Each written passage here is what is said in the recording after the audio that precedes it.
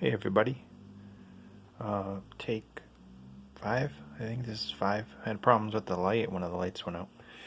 Um, how's everybody doing? I wish everybody a happy new year. Um, this is being recorded on the Duatos TIC, the true wireless, and they're out right here, but they're in my ears right now.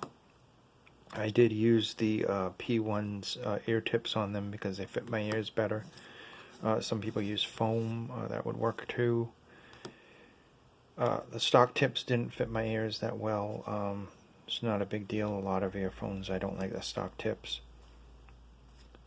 Under $100, this is without a doubt my favorite true wireless with touch. I'll be getting a whole bunch of different ones of these in. I've gotten a whole bunch of these in, and they get given away because they suck, and these don't suck. Over $100. Honorable mention to the T5s, definitely amazing, and the Sennheiser Momentums, but those are in a completely different price bracket. I think these are $179. I think clear alleys, very nice. The hot red. They also come in a silver, but I wanted the red for some reason. I don't know why. Usually I pick silver, but I thought this was just really nice looking.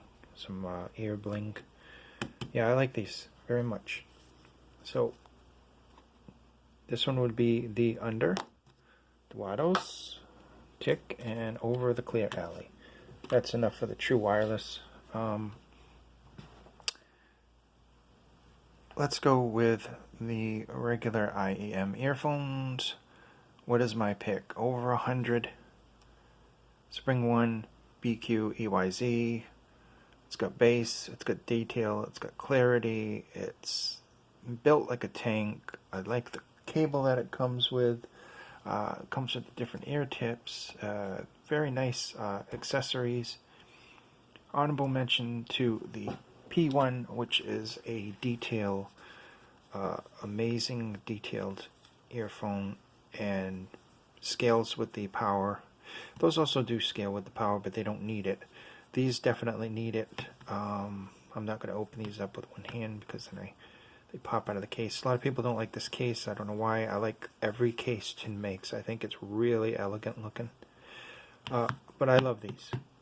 These are definitely my critical listening pair. Those are definitely critical listening with some fun, when you want some of the bass kick to it and everything. Definitely really like those. Then we get lower than $100. Literally one of my favorite earphones ever made so far. Remember, this is on 2019. 2020 is going to see an amazing explosion of so many new earphones. But these guys have detail. They have a nice control on the bass. I think they're amazing. I love these. Form 1.1, one of my favorite earphones. Between them and the Spring One, I love those both. Of course, when you get under the $50 range, this guy here is a legend already. I mean, you look in the forums, you can't stop hearing about the Belons. I mean, soundstage and some decent bass control, and they're a nice set of earphones. They're not my favorite though. Honestly, they're not my favorite. If I was going to pick something out of this bunch that's lower than the Form, it would be the Chorus. I love the Chorus. I also love the BA5, but it does have a slight imaging shift, if you will, or at least the pair that, actually a couple of people that I know said that it does have a little bit of imaging problem. It's a really nice pair of earphones, though. That's why they're up there. Otherwise, they wouldn't be. I like the V90 as well. But the Coras, the only thing I can say about the Coras is, please, if you make a Cora 2, make the cable detachable. I don't like when the cable is attached, because some people, actually everyone wants to change the cable eventually in their lifetime. That's the only thing, and it's not a bad cable, it's just that it's pre-attached, so there's nothing you can do with it other than change the ear tips. So think about that, Tank Jim. Really, the Cora, amazing, amazing, amazing, amazing. So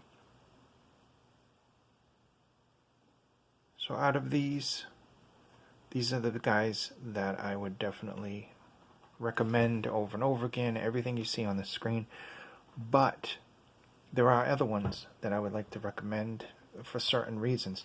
If you go lower than the obviously than the B-Lon, and a lot of people don't like these, and a lot of people love these, and it's because they have, you know, very high highs, but they're amazing. For like, when I got these were like 14 bucks. That puts them as the lowest price here, and they have a metal back plate, and they have a decent ear tips, and the cable is, you know, the typical KZ cable. We're not even going to talk about that because you can always change that out. But the ZSN Pros, for the money, for $14, that's amazing. Who else? Tri Audio from KB Air. This is the Tri i4. There's an i3 that I'd like to try out now. That's supposed to be pretty good. The i4, man, what a good first try for this. All metal construction, decent comfort, you know, typical V-shaped sound. Nothing I can complain about. Nothing that really stood out. But still honorable mentions for, you know, the first time for that company to put out that. Excellent job. You'd be surprised how many companies the first try they put out garbage. The Macaw, the GT600S, an amazing product. Really, totally an amazing product. I'm still enjoying these, and I think these are, I'm not sure if these might have come out in 2018. I have to look that up. But I still like those and give those an honorable mention.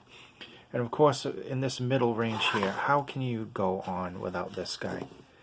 This guy is the KZ of KZs. I mean, really, this is the ZSX Terminator. I absolutely love those. I know that people like this. Some people like the CCA better. I like those. Okay? I think I'll go with those. I like those because they have better ergonomics than the CCA. And, you know, basically the same signature. Maybe the CCA is a little better with the highs. If the highs bother you, they don't seem to bother me anymore. They used to. This guy, before the Cora, was my take everywhere. The Yinu V2. This is like, think of the T3 and T2, but with bass. And that's what this guy basically is. All metal construction, very solid build. It's a 2-pin connector, and it comes with a case, and it comes with all the other things. The ear tips and the cable and everything is actually halfway decent. Yeah, this was incredible, and this was like looked over by a lot of people because the T2 came out at the time of this, and really, this one is really, really, really worth mentioning. You know, definitely V2. If you're ever in the market for something that's going to last forever, you got it right here. What else do we have? Oh, yeah, the bass cannon. What is my bass cannon? It's always going to be something from this company until something else comes out that changes my mind. Pi Audio. Okay, sometimes called 314 Audio, which is obviously Pi. Pi Audio, this is the Plyson 121. This thing is amazing. You get all the bass you need, and it doesn't muddy up the mids, and it's got decent highs where they're not annoying. Definitely not tuned by KZ. Very, very nice. For you people that don't know Pi Audio, they do make DR models, and the 1 and the 2. There's a Plyson, what is it, the 212 or something like that? This is the 121, and I think there's a 2121 or something. I don't know what the other one is. I don't have it right now. But yeah, this and the DR1 are definitely very nice bass cannons. Very excellent if you want to enjoy music that takes advantage of the bass. Overall, I don't know how this microphone's going to be on the TIC. I've actually never used it other than a phone call. So we'll see how clear it is for the video, and that will be the final in the review for them. I found these very nice. They have excellent bass. They're V-shape. Very fun pair to use for true wireless, and 30 bucks. I mean, touch controls at 30 bucks. That's amazing. Because there are a lot of ones that are almost $100 that don't have touch controls. And they've lasted so far. So we go with the top three here, obviously. The Shazi, Form 1.1, the VLONs, and the Spring ones. My faves.